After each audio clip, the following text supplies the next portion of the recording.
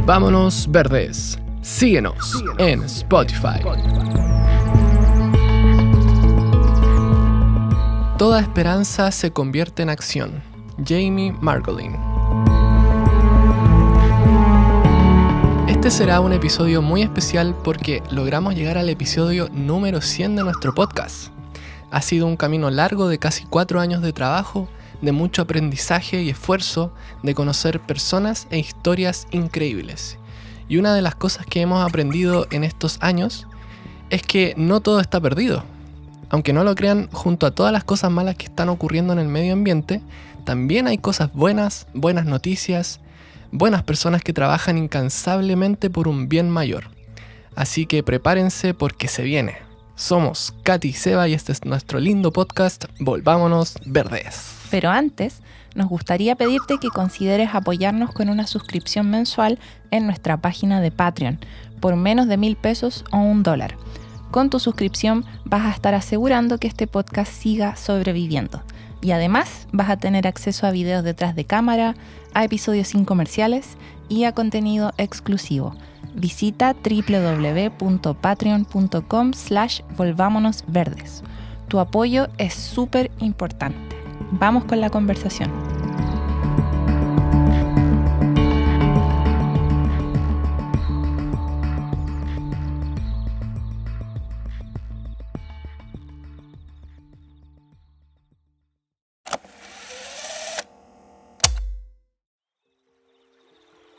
Empecemos. ¿Estás lista, Katy? Démosle nomás. Démosle nomás. Excelente. Entonces, la cuestión es que hace tiempo queríamos hacer un episodio especial de las cosas buenas que están ocurriendo en temas ambientales alrededor del mundo y en Chile. Y este es el momento perfecto para hacerlo, ¿cierto, Katy? Sí, y esta idea está súper inspirada en un newsletter. Un newsletter es un boletín informativo, pero que está en inglés. Y yo me inscribí el año pasado. Se llama Fix the News. Eso quiere decir como, arreglar las noticias. Y es un proyecto que recopila todas las buenas noticias que están ocurriendo alrededor del mundo entero y te las hacen llegar una vez a la semana a tu email. Yo igual se los recomiendo harto y les voy a dejar el link en la descripción del episodio. Es un newsletter que está en inglés, eso sí, pero con traductor todo se puede. Sí. Y bueno, llevo un año recibiéndolo y de verdad me ha ayudado mucho a superar mi ecoansiedad y a tener más esperanza. Porque antes yo solo leía las noticias de los típicos medios de comunicación que siempre me dejaban súper pesimista. Sí, yo también me suscribí a Fix the News y de verdad que ayuda a empezar la semana con más ganas. En comparación con los medios de comunicación tradicionales, que lo único que hacen es dar noticias para sentirse más pesimistas con respecto a todo. Lo que pasa es que los típicos medios de comunicación publican casi puras malas noticias y eso lo puedes ver, métete ahora a cualquier medio, sí. Vas a ver puras malas noticias. Por ejemplo, si en un año hubo cientos de miles de vuelos en avión que salieron bien, van a publicar sobre el único vuelo que tuvo un accidente o que algo salió mal. Y esto obviamente no es solo culpa de los medios de comunicación, es que las personas tendemos a interesarnos más en las malas noticias, en las catástrofes, les hacemos más clic, las compartimos más en nuestras redes sociales. Sí, a lo mejor eso es normal. Quizás es una adaptación evolutiva enfocarse más en lo malo que en lo bueno. Sí, sí. Pero el problema, aunque sea normal, sí, es que si tú pasas siempre leyendo puras cosas malas de lo que está pasando en el mundo, te provoca una visión de un mundo que es más negativa. O sea, vas a tender a pensar que todo el mundo está en guerra, están asesinando a personas en todas partes, el planeta está siendo destruido en todas partes. Y esta no es la realidad. La realidad es que igual, si uno lo ve como en una balanza, la mayoría de los países viven en paz. Se están reconociendo más derechos humanos, en el último siglo alrededor del mundo, en muchos países. Se están alcanzando más derechos para las mujeres, para la comunidad LGBTQ+. También hay muchísimos proyectos de regeneración. Hay especies que igual se están recuperando en sus números. Sí. Y estas buenas noticias no aparecen casi nunca en los medios de comunicación tradicionales. Pero eso no quiere decir que las cosas malas no están ocurriendo. De hecho, en este mismo podcast hemos hablado mucho de los problemas de contaminación por plástico, del cambio climático, de la extinción de especies, de la deforestación, etc. Esas cosas malas están ocurriendo. Sí, Todo eso Sí. que es malo está ocurriendo, pero las cosas buenas también están ocurriendo. Entonces es como tratar de empezar a enfocarnos, o sea, enfocarnos en lo bueno no se trata de negar la realidad. No se trata de ser ingenuo y verlo todo color de rosa, porque obvio que no todo está bien, pero también debemos ser conscientes de que ambas, las cosas buenas y las cosas malas, están ocurriendo. ¿Qué es lo que está prevaleciendo? ¿Lo bueno o lo malo? Eso depende de tu perspectiva, de cómo quieres verlo. O sea, vas a ver el vaso medio lleno o medio vacío. Y bueno, este tema nos lleva a la venida de Jane Goodall a Chile, la famosa etóloga y mensajera de la paz de la ONU, que trata de compartir justamente un mensaje de esperanza, ¿cierto? Exactamente. Y ella también nos inspira a hacer este episodio. Para quien no sepa quién es Jane Goodall, es una famosa primatóloga. Estudió chimpancés en Gombe, en África, durante los años 60, cuando no era para nada común que una mujer joven Sí. estudiara primates sola en la selva de África. Y descubrió que los chimpancés utilizan herramientas, lo que revolucionó en esos años la ciencia de ese entonces, porque eso no se sabía. Y bueno, las últimas décadas se ha dedicado a viajar por el mundo, dando un mensaje de paz, de esperanza, a niños, a jóvenes, a adultos, a todos. A pesar de esto, Seba, yo te aseguro que Jane Goodall ha visto cosas horribles en el mundo. En primera persona, ella ha visto la caza furtiva de animales, ha visto chimpancés en jaulas, chimpancés en laboratorio, ha visto la pobreza de frente, niños que tienen hambre. Y aún así, a pesar de todo eso, ella está convencida de que hay que tener esperanza. Y bueno, preparándonos para su venida, nos leímos su libro, El libro de la esperanza, que también nos inspiró a contar las cosas buenas que están ocurriendo y las historias de personas que están cambiando las cosas para bien. Claro, es importante enfocarse en las cosas buenas además de las malas, porque eso nos ayuda a tener esperanza. Sí, Como dice Jane, la esperanza no es pasiva. No se trata de sentarse y esperar que salga todo bien. Eso sería la fe. La esperanza es activa, requiere esfuerzo y te impulsa a actuar. exacto. Eso es Eso. importante recordarlo. La esperanza es activa. Te saca de ese estado de letargo de, todo está perdido, no hay nada que hacer, el mundo se va a acabar. Así que por eso mismo, y como un regalo a nuestros auditores, a nuestras y nuestros auditores, recopilamos las historias que nos alegran, que nos inspiran, que nos fascinan y les vamos a hacer un hermoso paseo por las cosas lindas que están ocurriendo alrededor del mundo y también en Chile. A ver, Katy, ¿con qué te gustaría partir? ¡Qué emoción! Ya, yo quiero partir con historias de regeneración. La regeneración es maravillosa, es como volver a curar el planeta, es volver a curar las heridas que los mismos humanos hemos provocado. Y no es solo volver a reforestar, es recuperar el suelo, las especies, la red de la vida, Claro. es regenerar las relaciones humanas también y la relación del humano con la naturaleza. Y una hermosa historia de regeneración es la de una pequeña isla en el mar Caribe que se llama Redonda y pertenece al país Antigua y Barbuda. Desde hace siglos, esta isla fue explotada por Gran Bretaña porque tenía mucho guano. ¿Te acuerdas qué es el guano? Caquita. Caquita de aves. ¿Y por qué se explotaba el guano? Porque es un súper buen fertilizante. Es rico en nitrógeno, en fósforo y en otros elementos. También se usaba para la pólvora, en fin. Bueno, en el siglo XX ya no fue más rentable seguir explotándola y los humanos se fueron. Pero adivina quién se quedó. Bien. Los animales que siempre acompañan al humano, animales domésticos, en este caso fueron cabras y ratas. Ambas llegaron con los humanos, siendo especies exóticas e invasoras que no pertenecían a ese ecosistema de la isla. Bueno, las cabras comenzaron a multiplicar y comenzaron a devorar todas las plantas de la isla. Las ratas lo mismo, y más encima se comían los huevos de aves y lagartos, lo que disminuyó la vegetación de la isla y las poblaciones de especies endémicas, quedando la isla convertida en un desierto. Las aves se fueron porque ya no podían construir sus nidos y la isla misma se empezó a derrumbar porque ya no tenía la vegetación que afirmara el suelo. Todo mal, ¿no? Sí, terrible. Ya, pero ¿qué es lo positivo dentro de toda esta mala historia? Aquí viene lo lindo. Un grupo de ambientalistas o ecologistas decidió hacer algo y cacharon que lo que tenían que hacer era sacar las especies exóticas invasoras. Entonces capturaron y sacaron a las cabras y erradicaron todas las ratas de la isla, lo que no fue fácil porque eran 6.000 ratas, eran muchísimas. Y erradicar una especie exótica invasora es muy difícil, pero como esta era una isla pequeña, al final se pudo. Finalmente, en el año 2018, la isla se declaró libre de cabras y de ratas. Mira. Y en los años posteriores, adivina qué pasó. ¿Qué? La isla se comenzó a transformar y a regenerar sola. Wow. Volvió a crecer la vegetación, regresaron unas 15 especies de aves, se recuperaron las poblaciones de lagartos endémicos, las aves comenzaron a esparcir las semillas nativas, volvieron a crecer las flores, los arbustos, los árboles, que también invitan a más aves a hacer sus nidos. O sea, todo se comenzó a regenerar y todo eso, lo más increíble es que la naturaleza lo hizo solita. Los ecologistas no plantaron ninguna especie nativa, volvieron solas. Simplemente, claro, lo que necesitó la isla es que los ecologistas sacaran las especies que eran dañinas, que eran las cabras y las ratas. Claro. Eso sí, me imagino que en una isla que es pequeña es más fácil combatir las especies exóticas e invasoras. En un país entero como Chile sería más difícil combatir a la rata, ¿cierto? Pero igual este ejemplo demuestra que se puede.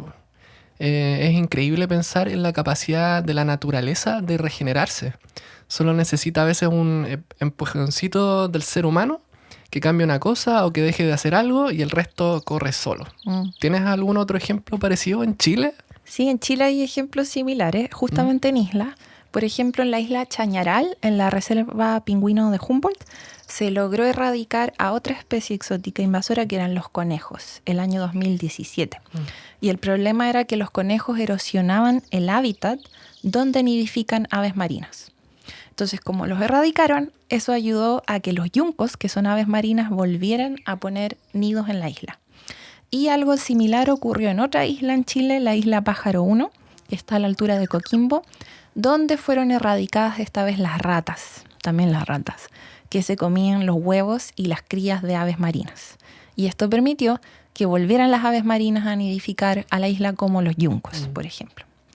Entonces, claro, ¿qué es la enseñanza que sale de todo esto? Es que las especies exóticas invasoras son un tema bien complejo. Y como fue el ser humano quien las introdujo en los nuevos hábitats donde no pertenecían, es responsabilidad del ser humano controlar sus poblaciones o erradicarlas o lo que sea para que los ecosistemas se vuelvan a regenerar. Es todo un tema. Imagínate el episodio pasado donde conversábamos con Fernanda Pizarro.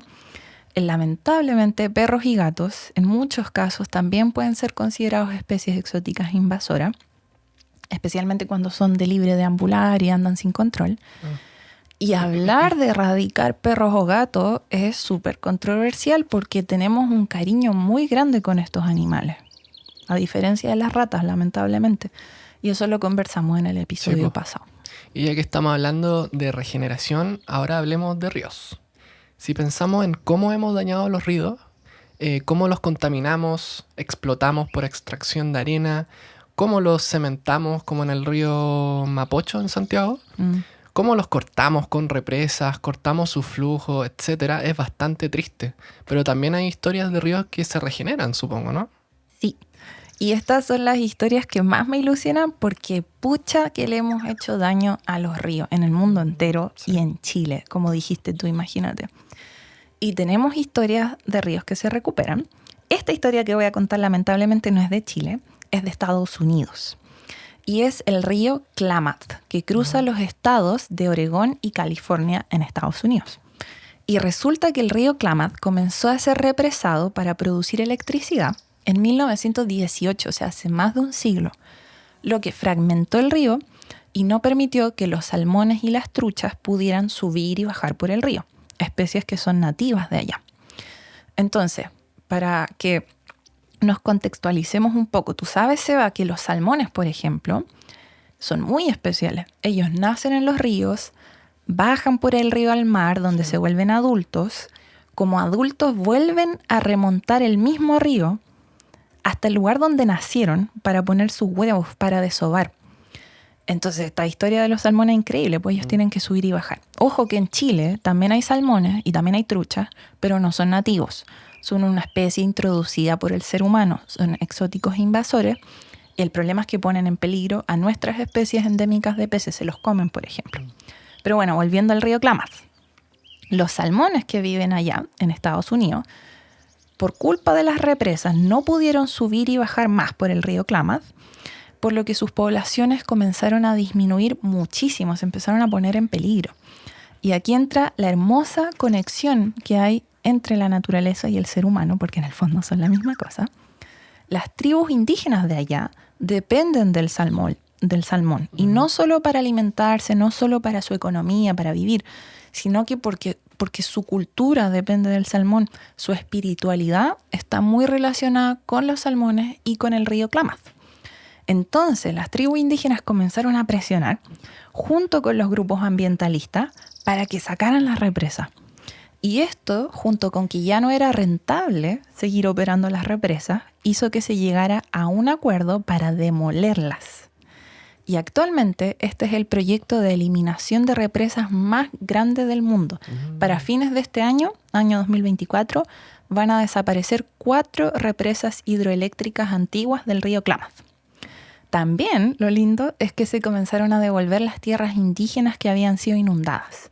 Así que se espera que las poblaciones de salmones y truchas se vuelvan a recuperar, se vuelva a reconectar esa conexión que había con los pueblos indígenas de allá. Y se espera también que la salud del agua vuelva, ya que las represas no solo cortan, no permiten que los peces suban y bajen, por ejemplo, sino que crean lagos artificiales, en donde se reproducen algas que consumen todo el oxígeno del agua. Este es un problema llamado eutrofización. Otro problema que provocan las represas es que aumentan las temperaturas del agua. O sea, ya las especies que dependen de una cierta temperatura ya no pueden estar porque cambia la temperatura. Y tampoco permiten que fluyan los sedimentos, que son nutrientes en el fondo, hasta las desembocaduras de los ríos y que llevan los nutrientes al mar. Escuchándote no pude evitar pensar en el río Biobío, que ha sido tan fragmentado por las represas Ralco, Panguea, Angostura y otras, creo, donde se les quitaron las tierras a los mapuches de Alto Biobío, se inundaron cementerios indígenas, se rompieron lazos de comunidades y se hizo tanto daño que lindo sería un proyecto de remoción de represas en el río Biobío para restablecer el profundo lazo entre el río y el pueblo mapuche. ¿Hay más historias similares en otros países, quizás? No encontré otras historias de quitar represas, que me encantaría. Yo igual estaba muy de acuerdo antes con las represas porque se vendían como la increíble energía renovable, ¿no? Pero después se empezaron a dar cuenta de los terribles impactos ecosistémicos que tienen. Sí. Entonces sería muy lindo. Pero lo otro que encontré como de buenas noticias de ríos es que, por ejemplo, en Europa se está luchando para proteger los últimos ríos que no están intervenidos, que están principalmente en Europa del Este. En Chile se luchó para que el río Puelo y el río Futaleufú fueran protegidos como reservas de caudal con fines de protección ecosistémica. Y en América Latina, estos son ejemplos, hay muchos más. Sí. En América Latina tienes el caso de las mujeres indígenas Cucama de Perú, que han logrado que se reconozcan los derechos del río Marañón en el Amazonas. Y bueno, también hay muchas organizaciones, tanto chilenas como extranjeras en Chile, peleando para que se reconozcan los derechos del río Biobío. Pucha, que sería lindo eso.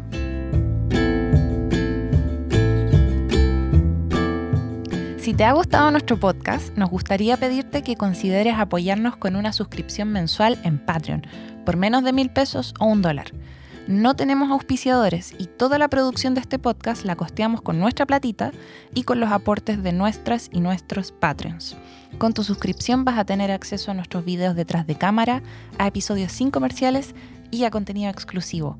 Visita www.patreon.com/volvámonosverdes. Tu apoyo es muy importante. Sigamos con el episodio.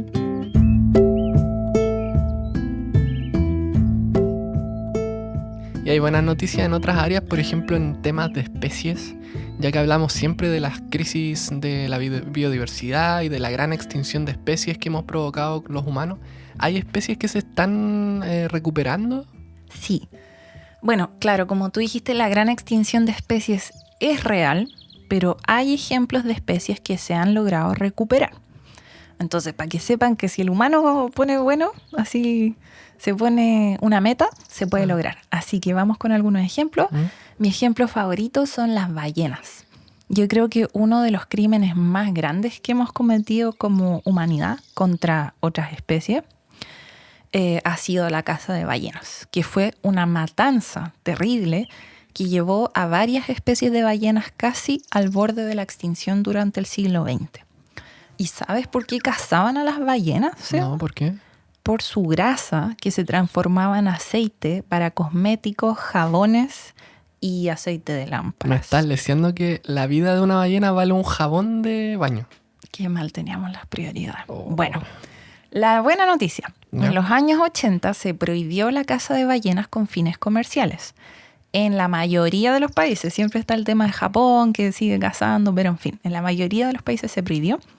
Y esto permitió que décadas después comencemos al fin a ver la recuperación de algunas poblaciones de ballenas. Por ejemplo, en el océano sur de la Antártica se están observando más ballenas azules, más ballenas fin y ballenas jorobadas. Y en la Patagonia Argentina se han observado más ballenas sei. Todas estas son ballenas súper grandes. Sí. Claro, ha tomado mucho tiempo en verse su recuperación debido a que las ballenas no tienen tantos hijos, viven muchos años y pasa mucho tiempo de una generación a otra. Qué importante esta noticia, porque recuerdo cuando conversamos con una chica que creo que vendía stickers de ballenas en Valparaíso y que nos dijo súper convencida que la ballena azul ya se había extinto. Sí.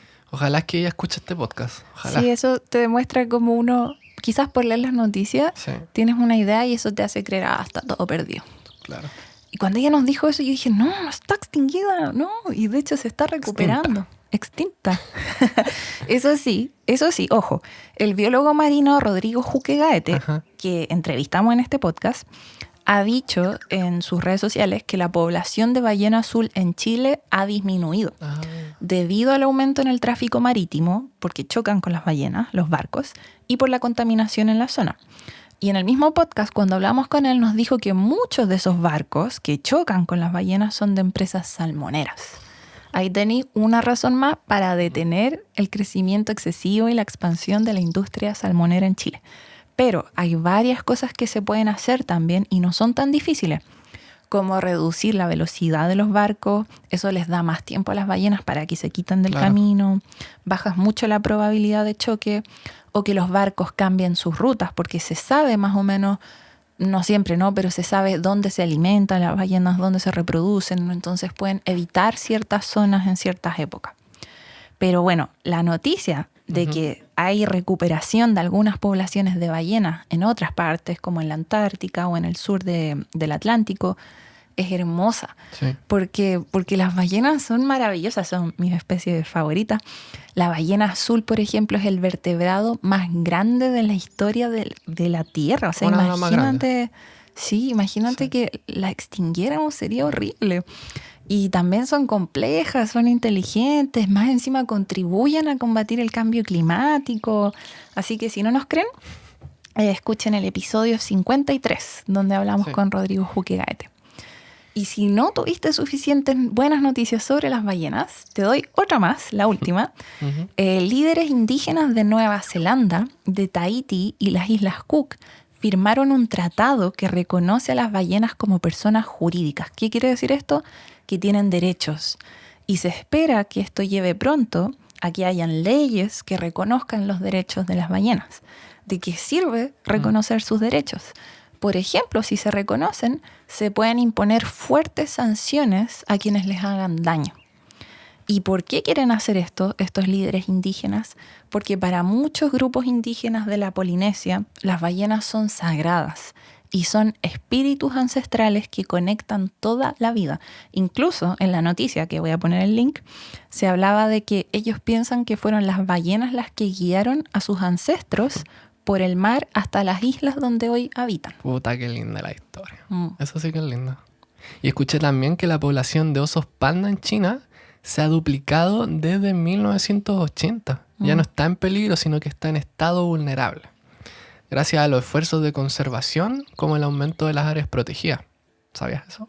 Sí, y ahora vamos a abusar un poquito de las especies carismáticas, que son las especies como que causan ternura, amor en las personas, pero es por una buena razón, es para que se entusiasmen. Sí, po.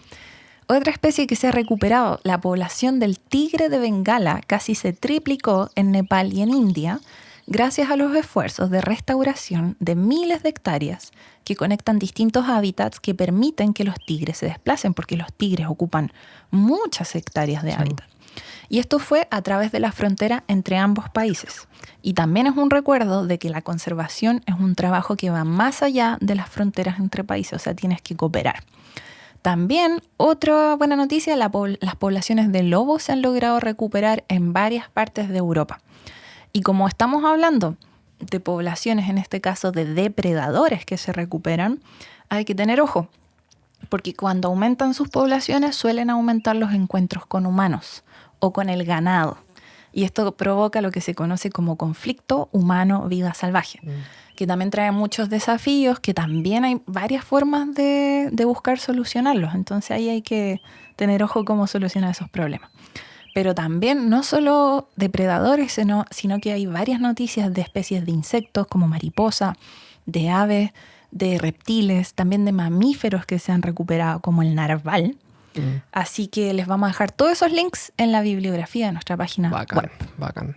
Y hablando de especies animales, ¿cachaste que hay un parque zoológico en Buenos Aires que se reinventó para enfocarse más en la preservación de las especies que en las ganancias económicas de tener animales en exposición? ¿Cachaste eso? Me encantó esa noticia, porque los zoológicos nunca me han gustado mucho y he tenido, de hecho, varias discusiones con compañeros que estudiaban ecología que pensaban que los zoológicos son un muy buen aporte a la conservación ex situ de los animales, que es la conservación fuera de sus hábitats naturales, y también que muchas veces apoyan en programas de reintroducción. Pero siempre a mí personalmente me ha incomodado eso de tener animales encerrados, expuestos detrás de vitrinas, para la entretención nuestra, especialmente si los tienes en un país que no es su país de origen, o sea, con un clima al que no están acostumbrados, como el caso del oso polar que tenían en un zoológico en Chile. Bueno, entonces esta noticia del Zoológico de Buenos Aires, que se decidió convertir en un ecoparque, es increíble porque va a tener fines de conservación y de rescate. Ya no van a exhibir más animales de otros lados, ahora reciben animales nativos de Argentina, que llegan heridos y los rehabilitan. Trabajan directamente con programas de rewilding en Argentina, donde se trabaja por la reintroducción de especies como el cóndor. Y tienen un límite máximo de visitantes al día. Suena súper bien eso. Y es lo que los zoológicos deberían ser. Deberían ser un santuario de fauna nativa del país, de rescate de animales heridos, que apoya la conservación y reintroducción de especies, y también con educación ambiental de nuestra flora y fauna nativa, etc. Sí. Más encima, Seba, un grupo de biólogos y filósofos ha llegado a un consenso increíble. El consenso dice: existe una posibilidad muy realista de que animales como insectos, pulpos, crustáceos, peces, abejas, moscas, cangrejos y otros animales experimenten lo que conocemos como conciencia.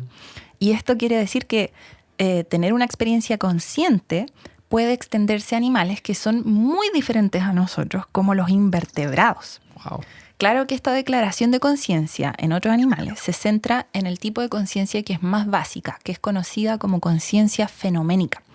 Si una criatura es fenoménicamente consciente, quiere decir que tiene la capacidad de experimentar sensaciones como el dolor, el placer o el hambre, pero no necesariamente puede experimentar estados mentales que son más complejos como la autoconciencia. Para mí es como obvio que una abeja siente dolor, pero es increíble que un grupo de científicos concluya algo así. Esto podría tener repercusiones éticas súper grandes, yo creo, especialmente cuando se trata del bienestar animal. Sí, imagínate, Seba, que los científicos han podido observar en laboratorio, por ejemplo, que los pulpos sienten dolor. Un tipo de pez llamado lábrido ha demostrado un grado de autorreconocimiento en un espejo. Peces cebra muestran signos de curiosidad. Los abejorros han demostrado un comportamiento de juego. Las moscas drosófilas tienen patrones de sueño distintivos influenciados por su entorno social. Los cangrejos de río muestran estados similares a la ansiedad cuático. Cuático. O sea, lo que está claro, y ellos mismos lo dicen, estos científicos, es que los humanos no son los únicos en poseer los sustratos neurológicos que generan la conciencia. Yo creo que estas historias que nos estás contando nos ayudan caleta a expandir nuestra conciencia sobre el valor intrínseco de todos los seres vivos. Por favor, cuéntame más historias, por favor. Tengo historias hermosas de empoderamiento femenino. Mira. Y cómo esto ha ayudado a la conservación. Y eso fue también porque me acuerdo de algunas discusiones en redes sociales de personas que decían, ¿qué tiene que ver la equidad de género con el medio ambiente? Tiene que ver. Vamos a darles un ejemplo. Sí, pues. Hay un grupo de mujeres guardaparques en Indonesia que se dedica a detener la deforestación de la selva. Y para ellas no fue nada fácil convertirse en guardaparques porque viven en una sociedad todavía patriarcal en que no es común que las mujeres se organicen y decidan ellas mismas, ya vamos a trabajar por la conservación. Pero lo lograron y desde que comenzaron a patrullar la selva han utilizado una serie de tácticas que son nuevas, o sea, no usadas antes por otros guardaparques hombres, como que no usan armas, usan solo machetes para abrirse paso por la selva. Cuando se encuentran personas en la selva, conversan con ellas de una forma como más, no tan confrontacional. Les enseñan sobre la importancia del bosque, les regalan semillas para que planten árboles, trabajan con granjeros para plantar árboles, ayudan a educar a las personas. Incluso en el reportaje, una de ellas cuenta que convenció a su esposo para que no case animales salvajes y se dedique también a defender la selva. Mira. Y esto es muy importante recordarlo, Seba, porque quienes dañan la selva muchas veces, los cazadores furtivos, por ejemplo, no son necesariamente hombres malos que disfrutan matando animales o cortando árboles. Usualmente son hombres pobres, de las propias familias de estas mujeres guardaparques y que necesitan alimentar a su familia. Y para ellos, en este caso, cazar un tigre y vender su carne o su piel es una importante fuente de ingreso cuando no tienen otra alternativa. Y esto mismo lo vio Jane Goodall. Cuando ella trataba de defender a los chimpancés de la caza furtiva, se dio cuenta que no los va a poder salvar si no ayuda a las personas de ese lugar. O sea, hay que mejorar la situación económica de las personas para que no tengan que cazar o cortar árboles. Y una alternativa es que tengan ingresos por conservar y proteger la selva, que vean un beneficio económico y social en la conservación. Claro. Y en el caso de estas mujeres guardaparques de Indonesia, han logrado disminuir los niveles de deforestación, han logrado convencer a los demás habitantes de los pueblos que es importante proteger la selva y también han aumentado los ingresos económicos de sus propias familias. Qué fuerte la historia, la verdad. Sí.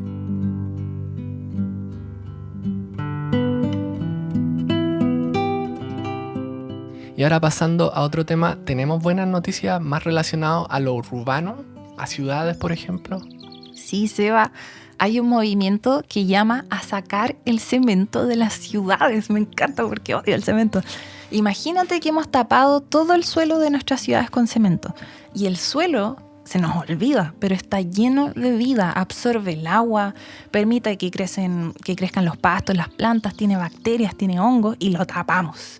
Bueno, hay grupos activistas ambientalistas que han comenzado a sacar el cemento que no es necesario en ciudades de Estados Unidos, Canadá, Bélgica, Gran Bretaña, Francia, Australia y otros, para permitir que vuelva a crecer el pasto, las hierbas, las flores, los árboles. Esto permite que el suelo absorba más agua, que haya menos inundaciones, baja las temperaturas a nivel local en verano, además que le entregas más hábitat a insectos y pajaritos. Y para que no nos digan que somos eurocéntricos y que hablamos solo del primer mundo, ¿has escuchado hablar de los corredores verdes de la ciudad de Medellín, en Colombia? Creo que no. Desde el año 2016 se comenzaron a plantar, comenzó un proyecto de corredores verdes que atraviesa toda la ciudad. Son kilómetros y kilómetros de árboles, arbustos, lianas, bambú, pastos que crecen a lo largo de carreteras, de calles, conectan parques, áreas verdes, crecen a lo largo de puentes, en estaciones de metro, en jardines verticales, en edificios, en techos verdes. Y todo esto juntó con una red de vías de bicicleta y de veredas de peatones que están siempre a la sombra de estos árboles. Sí, pues ya escuché también que se intentó plantar especies tropicales típicas de la zona y que fueran endémicas también, que le dan alimento a la vida silvestre, que les ayudan a la especie a moverse también.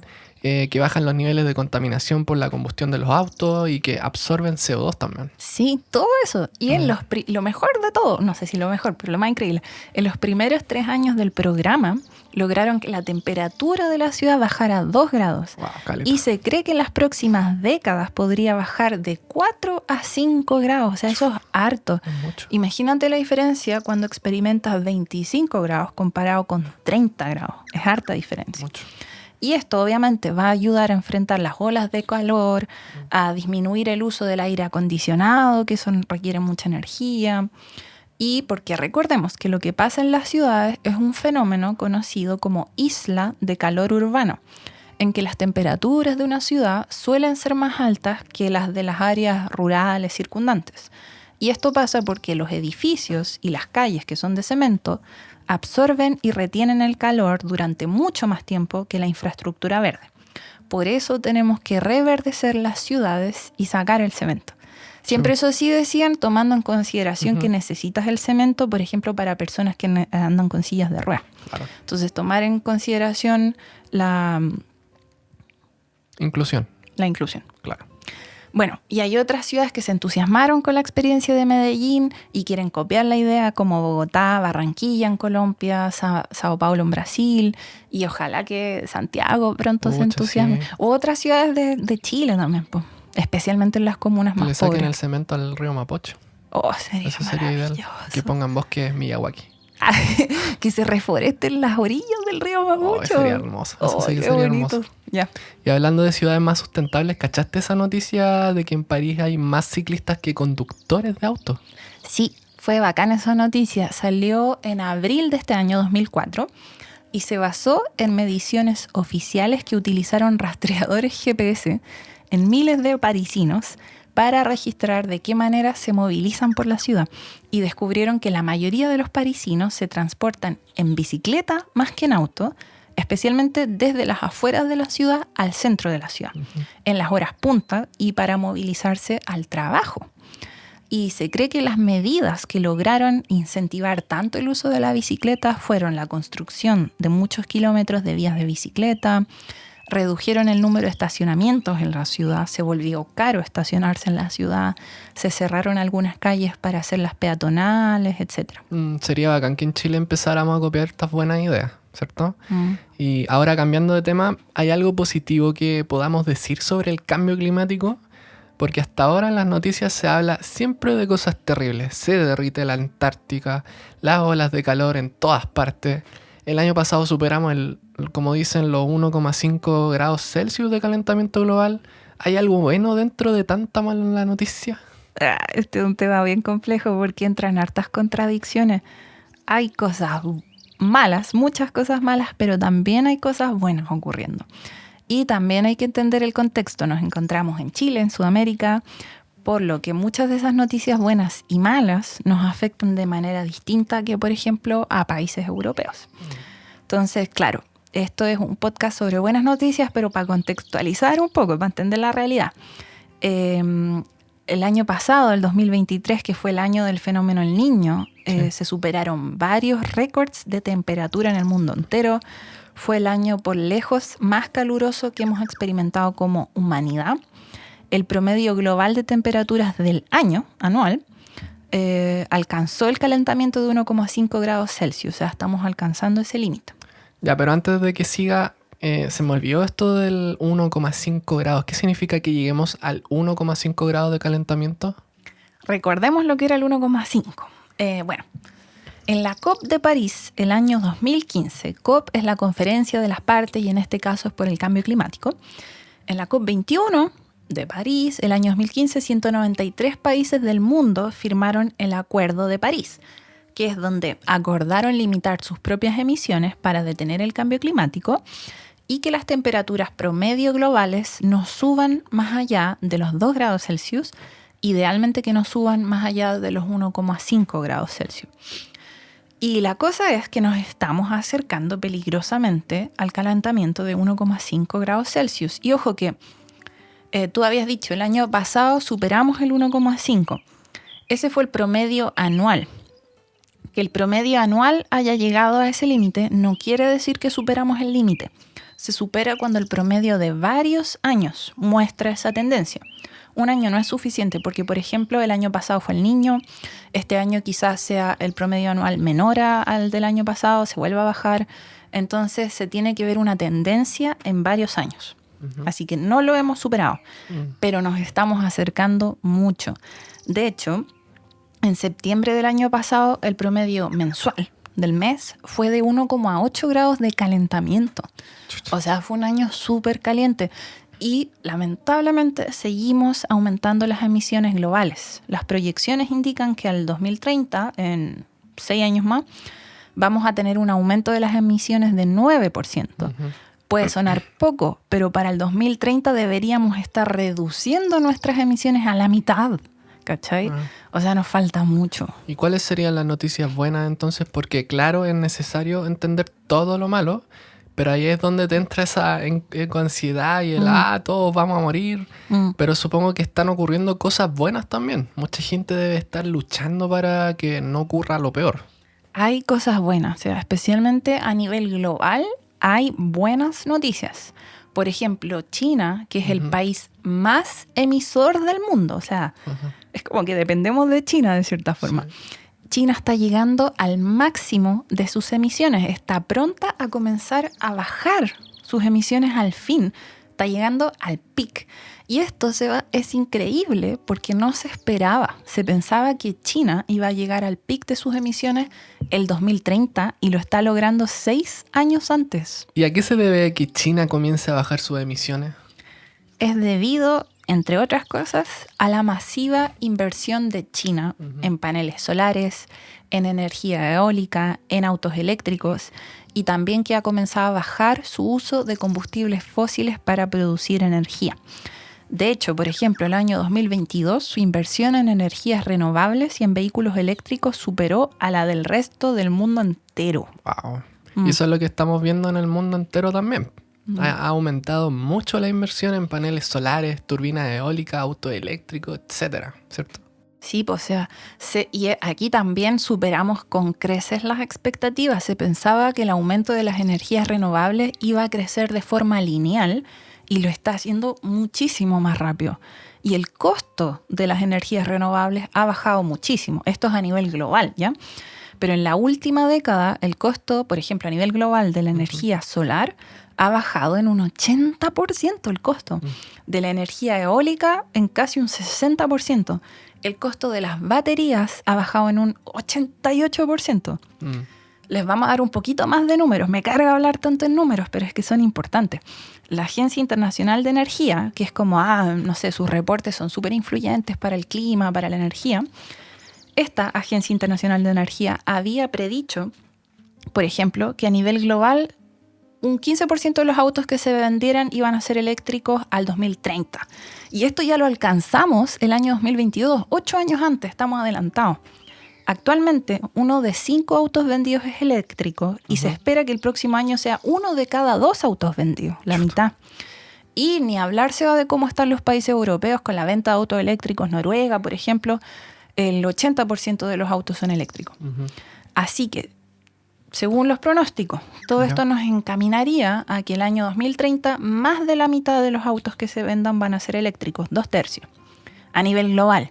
O sea, para que no me contradigan y digan, sí, pero en Chile ya ves que esto es a nivel global. Claro. Y se espera que a nivel global la energía solar y eólica represente el 40% del suministro de electricidad. O sea, acercándose a la mitad de la electricidad se va a producir con energías renovables. Lo más bacán, o sea, la mejor noticia que a mí me parece es que estamos alcanzando el pic de demanda de combustibles fósiles, que debería comenzar a bajar en los próximos años. Y esto es importante porque quiere decir que si quieres invertir en petróleo, carbono, gas, no lo hagas porque es peligroso, ¿cachai? Claro. De hecho, las estadísticas han sido tan positivas que los científicos del clima han dicho que el 2023 marcó el inicio del fin de la era de los combustibles fósiles. Épico. Sí. Suena increíble, pero el problema, poniéndolo esto de nuevo en perspectiva de las cosas malas que están ocurriendo con el cambio climático, es que esto debimos haberlo alcanzado hace años. Sí. Y ahí están las contradicciones. Es súper motivante, vamos bien. pero no vamos ni de lejos a la velocidad que deberíamos ir, ¿cachai? Lo rápido que necesitamos que sea esta transición para detener el cambio climático. Y la transición, me refiero a la transición energética, que es pasar de producir energía con combustibles fósiles a hacerlo con energías renovables. Y vivimos en Chile, donde los efectos de la transición energética o la descarbonización no siempre muestran su cara más linda, po. Lo que está pasando en el norte. Claro, o sea, estamos en Chile. Hay que considerar nuestro contexto. La transición energética también nos ha mostrado su lado más oscuro. Entonces, no es un mundo tan ideal donde vas a producir paneles solares, baterías, turbinas eólicas, sin ningún costo ambiental. Y al infinito. Claro, y me duele mucho decirlo porque yo estoy muy de acuerdo con las energías renovables. No podemos seguir quemando carbón, gas y petróleo para producir energía. La situación actual del cambio climático es grave. Tenemos que reducir nuestras emisiones. Pero al mismo tiempo, en Chile nos ha tocado ver cómo la extracción de litio, que se necesita para las baterías, por ejemplo, en los salares del norte, en los salares altoandinos, está poniendo en peligro ecosistemas que son únicos, está poniendo en peligro especies como, por ejemplo, los flamencos, está poniendo en peligro las fuentes de agua, las formas de vida de comunidades locales e indígenas. O sea, está sacrificando muchas cosas. Claro. Estamos viendo cómo, por ejemplo, en Penco, en la región del Biobío, se quiere instalar una minera enorme de tierras raras que son necesarias para las baterías, para los autos eléctricos, para las turbinas eólicas, también para la industria bélica. Y que esta minería podría tener efectos negativos en flora, fauna, agua. Ahí viven pudú, viven quiques, viven huiñas, monitos del monte, afectaciones a las comunidades de la zona. Estamos viendo también los impactos de parques eólicos enormes que están matando cóndores o poniendo en peligro especies de murciélagos, que vamos a hacer un episodio sobre eso. Los conflictos socioambientales que están produciendo el hidrógeno verde. Entonces, esto quiere decir que hagamos lo que hagamos como humanidad, siempre tendremos impacto. ¿O hay una manera de transitar hacia las energías renovables afectando lo menos posible? Yo creo que esa es muy buena pregunta. Sí. Esto es opinión personal, ¿ya? Estoy segura que es posible hacer las cosas de mejor manera. O sea, hay que considerar siempre, hagas lo que hagas, a las comunidades locales. Y no es necesario dejarte llevar solo por la avaricia, por cuánto vas a ganar, aumentarlos al máximo, claro, las ganancias, o cuánto va a aportar al crecimiento económico del país. Pucha, es que eso sería caer en lo mismo de antes. O sea, como hablamos con Sara Larraín en otro episodio, y ella dijo, hacer eso, transitar hacia energías renovables con tan grandes impactos, o sea, es hacer lo mismo que hemos hecho hasta ahora, pero ahora con el adjetivo verde o sustentable. Greenwashing, básicamente. Lavado verde. Entonces, una muy buena pregunta, como tú dices, ¿cómo podemos hacerlo? Y yo estoy segura que se puede hacer de alguna forma, y vamos a, ojalá, entrevistar a más personas que cachen de estos temas y buscar la manera de hacerlo con más conciencia, con más respeto, con más cuidado. Lo que sí recuerdo que nos dijo Sara Larraín y otros invitados del podcast es que no podemos esperar seguir viviendo el mismo estilo de vida consumista, hiperconsumista en energía, y al mismo tiempo reducir nuestras emisiones de CO2. Eso es una completa ilusión. Sí, tenemos enormes niveles de consumo de energía, de productos que necesitan transporte, la cantidad de viajes en avión que nos mandábamos. Obviamente, como nos han repetido muchas veces varias personas, especialmente de las personas más ricas y de los países más ricos, entonces se hace necesario bajar todo eso, equilibrarlo y volverlo más justo también, ¿cachai? No puede ser que una persona tenga los impactos que tienen otras millones de personas, es demasiado desequilibrado. Entonces es un tema complejo, tiene hartas contradicciones, están ocurriendo cosas buenas, sí.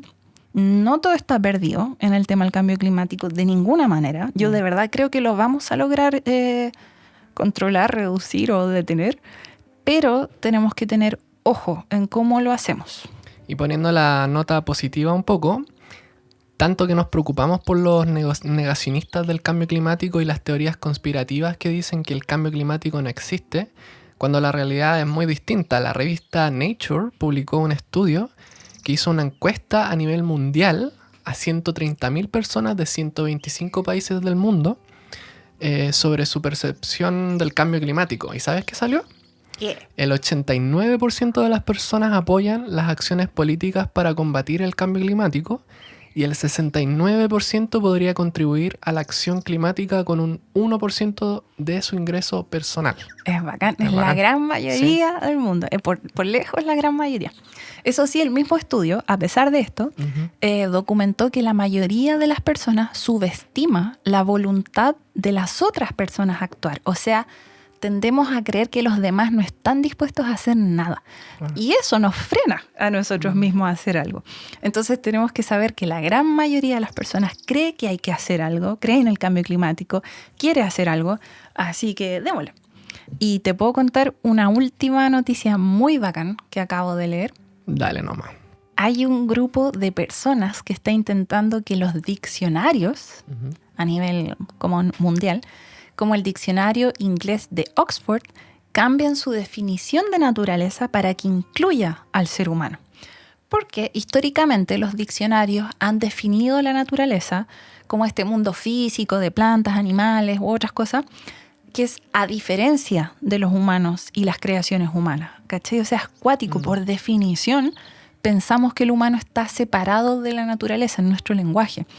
Y eso al final nos lleva a que nos dé lo mismo, destruirla, no nos importa, porque se nos olvida que es nuestra casa, es nuestra familia, nosotros somos naturaleza. Sí. Así que tenemos que luchar porque no solo los diccionarios, sino que en nuestra vida diaria ocupemos la palabra naturaleza, entendiendo que nos define a nosotros mismos también, que somos parte de ella. Como dijo Rod Walker, nuestro primer entrevistado en el podcast, el lenguaje crea la realidad. Sí, hermoso eso. Grande Rod. Yo creo que ya estamos llegando al final de nuestro lindo episodio número 100 de las buenas noticias. Lo importante es que nuestros auditores sepan que este fue un extracto muy pequeño de todas las noticias que están pasando. Son muchísimas. Hay muchísimas más y estas, o sea, yo solo logré recopilar algunas de buenas noticias en temas de conservación, regeneración, en reducción del plástico, en lucha contra el fast fashion, por el reconocimiento de derechos de la naturaleza que se están reconociendo mucho más a nivel mundial, de algunas especies que se recuperan, de cómo aumentan áreas protegidas. Eso está ocurriendo mucho. No pudimos mencionarlas todas porque son demasiadas, sería imposible. Ni siquiera nos van a caber en la descripción de este episodio, así que las que yo logré recuperar, que son una muestra de todas, las vamos a poner en la bibliografía de nuestra página web, volvámonosverdes.cl, si es que quieren leer más cosas positivas. Muchas están en inglés, la gran mayoría, pero bueno, con traductor Claro. se traduce. Todo. Y es importante recordar también que detrás de estas buenas noticias está el trabajo y esfuerzo de seres humanos. Si no fuera por esas personas, no hubiesen ocurrido esas cosas buenas. Eso es lo más importante. O sea, fue gracias a las personas. Y personas que son valientes, que se organizan. Yo creo que son capaces de dar la vida por algo más, o sea, por algo que va más allá de ellos mismos. Lo hacen por otras especies, por el bien de otras personas, por las futuras generaciones. Entonces recordemos que el ser humano no es pura inconsciencia, pura maldad, pura avaricia y codicia. Y si no, mira a todas las personas que hemos entrevistado. O sea, igual uno mira para atrás cuando llegamos al episodio número 100. Y todas las personas que hemos entrevistado están trabajando de alguna u otra manera por algo que es más grande que ellas mismas. O sea, están buscando un mundo mejor, quieren trabajar para ello. Así que esto va especialmente para quienes nos han escrito en comentarios de redes sociales. Hartas personas dicen que el ser humano es el cáncer del planeta, que nos tenemos que extinguir, que así todo sería mejor. No sé, pues escuchen este episodio a ver si piensan lo mismo después. Y también recordar la razón de por qué hicimos este episodio, inspirados también en el mensaje de Jane Goodall, de que si ves las cosas buenas que están ocurriendo, te sientes listo para comenzar a aportar tú también. Te saca de ese estado de letargo de creer que todo está perdido. Y es también entender un poco más la complejidad de que todo está pasando al mismo tiempo, las cosas buenas y las cosas malas. Y no podemos saber qué va a pasar en el futuro. Eso lo hablamos con Ronald Sistek en el podcast. No podemos predecir el futuro, pero sí que lo podemos definir con nuestras acciones. Entonces, ¿en qué nos vamos a enfocar? ¿En decir que todo está mal y no hay nada que hacer? ¿O en que sí hay cosas que se pueden hacer, por pequeñas que sean, y enfocarnos en eso, en lo que sí podemos hacer? Una última cita te voy a dar de Cristiana Figueres. La he citado varias veces. Sí. Es diplomática de Costa Rica y jugó un rol esencial para lograr que se firmara el famoso Acuerdo de París contra el cambio climático. Y ella dijo: tenemos que cambiar la historia que nos estamos contando a nosotros mismos. Brigio. Porque el mundo, la realidad, la creamos nosotros, con nuestros pensamientos, con nuestras palabras y con nuestras acciones. Y si creemos que todo está perdido, entonces todo está perdido. Pero si creemos que hay cosas que podemos hacer para volver el mundo mejor, entonces esa es la realidad que vamos a crear. Y como depende de nosotros, es como que llega a dar miedo. Sí, el futuro depende de lo que pensamos, decimos y hacemos ahora. Así terminamos este hermoso episodio número 100 y ojalá que sean cientos más. Gracias, Catita. Gracias, y gracias a nuestros auditores. Sí, gracias. Uy.